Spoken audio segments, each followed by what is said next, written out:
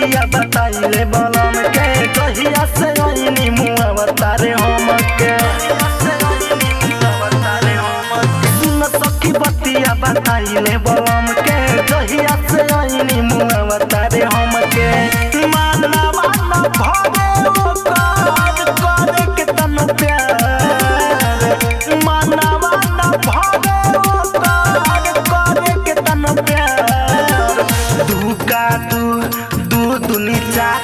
मारे निहुरा के सखी हमरो भता सुन दुका दू दुनी चार मारे निहुरा के सखी हमरो भता मारे निहुरा के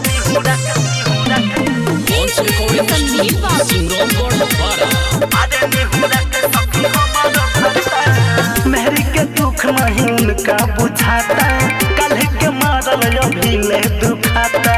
कल के मारल अभी ले दुखाता मेहरी के दुख नहीं उनका बुझाता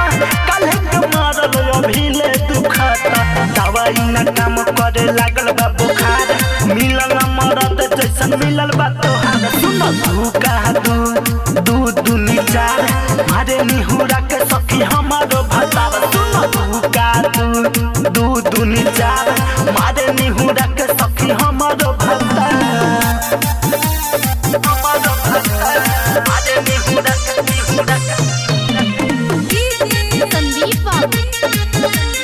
मारे निहुरा के सखी हमारो भतार जिंदगी बीतल घन से मैया रे अब नहीं रहब मन जय भतार अब नहीं रहब मन जय भतार जिंदगी बीताए में जियाउलिया रे अब नहीं रहब यार बिंद भतार सरो जसर गम बड़ुए बेकार ओढ़म बिछौना हम चोली देला थार सुन धुका दू दुनी चार मारे निहुरा के सखी हमारो भतार सुन धुका दू दुनी चार मारे निहुरा के सखी हमारो भतार सुन सखी बतिया बताइले बलम के कहिया से आईनी मुआ बतारे हमके मानवा न भागे करे के तन प्यार मानवा न भागे करे के तन प्यार धुका दू दुनी चार मारे निहुरा के सखी हमारो भतार सुन धुका दू दुनी चार मारे निहुरा के सखी हमारो भतार